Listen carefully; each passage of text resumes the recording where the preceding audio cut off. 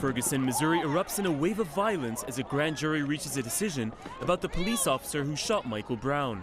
Stores were looted, others were set on fire, and crowds confronted police. I know that there's at least a dozen buildings that have been set on fire. Most of those are total losses. I know that I have 2 St. Louis County police cars that are basically melted. The violence comes after a grand jury decided not to indict Darren Wilson, a white police officer, for firing the shots that killed Brown, an unarmed black 18-year-old. They determined that no probable cause exists to file any charge against Officer Wilson and returned a no true bill on each of the 5 indictments. Wilson fatally shot Brown in August. The 9 white and 3 black members of the grand jury deliberated for 3 months.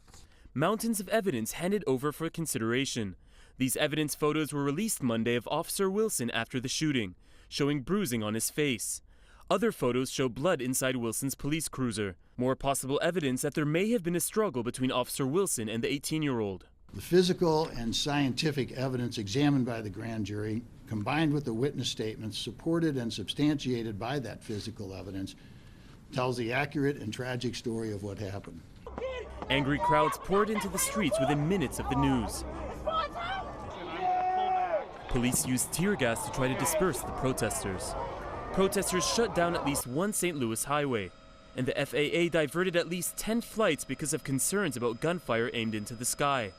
We've had a lot of incidents with officers being hit by rocks, batteries, different things like that, and I can tell you that I personally heard about 150 shots fired. Meanwhile, the Department of Justice is conducting an investigation into possible civil rights violations that could result in federal civil rights charges against Officer Wilson. Salima Saeed, The Associated Press.